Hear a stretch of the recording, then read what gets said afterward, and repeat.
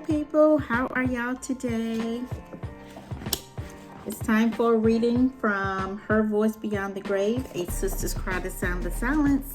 So let's see what the universe has to say today. 89, page 89. So we're going to read 89 to 91. If you don't know your value, you'll never get what you're worth. Set standards for your life that you're unwilling to compromise. And that's a quote by Tony A. Gaskin Jr. I sometimes cannot believe how I put up with so much disrespect. Once again, my sister overheard us arguing one day, and she was concerned due to his verbal abuse. But here I was again downplaying it and telling her, I got this. This is just how we do. Because I did not want her to know what I was really dealing with. And I was a little embarrassed as well. Even my daughter felt the need to intervene to defend me at times. One time I can clearly remember her slapping him because he was cursing at me, and then he began to curse at her. He called us both all types of names, from bitch, hoe, to slut. He stated nobody is going to want you because you are fat and ugly.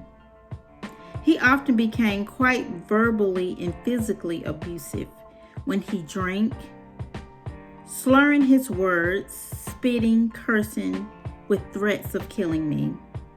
In his emotion-filled rage and bloodshot, empty eyes, I often felt he was ready to follow through with his threats at any time, as if he was in a demonic trance of evil, possessed by the devil himself. Moments of reflection. My compromise seemed so insignificant. Initially, I did not always take his threats seriously because I had a clapback personality with an attitude. You come for me, I'm going to come for you. I guess I accepted the disrespect as normalcy from the start, believing I could handle him. But then he began to instill fear in me, which allowed him to gain dominance and control over me. A man degrading and demeaning you does not mean it's normal.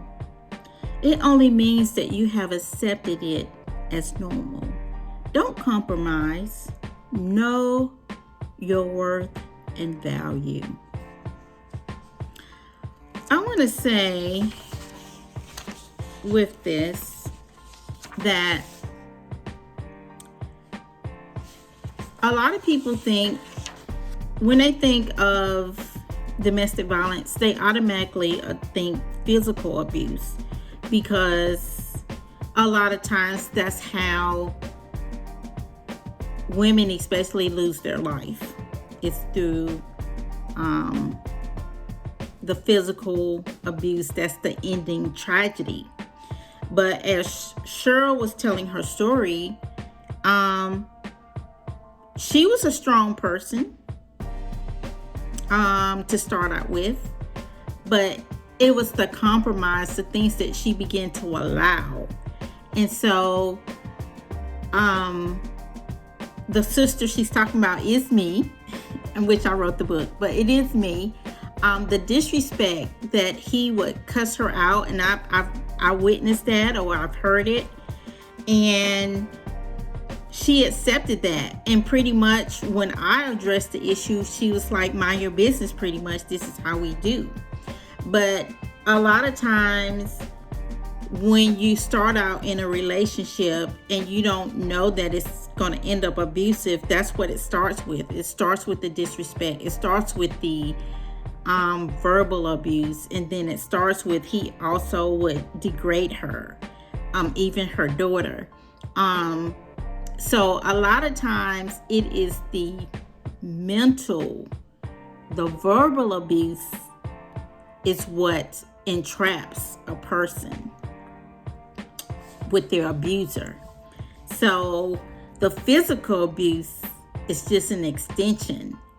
Because even after women leave, I've heard quite a few women say they don't even remember the physical abuse because they are still entrapped in the mental and the verbal abuse, the degrading and things like that. So their self-esteem is blown.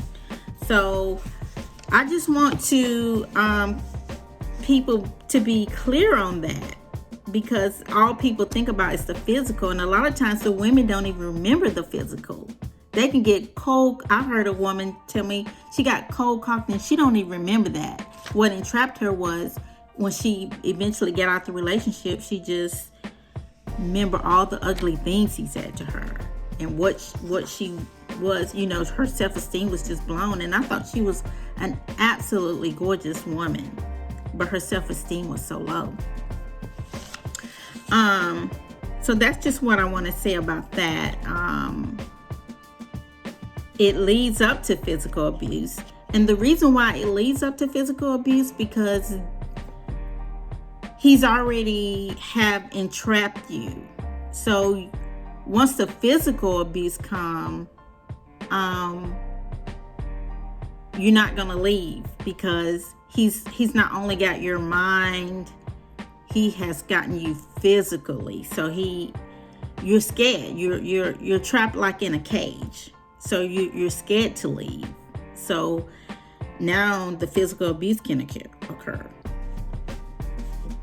The domestic violence awareness is alcohol use, drug use, and stress do not cause domestic violence. So I know some people want to say, well, he was drinking or he was stressed out. No, that doesn't cause domestic violence. They may go along with the domestic violence, but they do not cause the violence. You hear that? I'm going to read that again. Alcohol use, drug use, and stress do not cause domestic violence. They may go along with domestic violence, but they do not cause domestic violence. Abusers often use these excuses for their violence. And here is your question to ponder.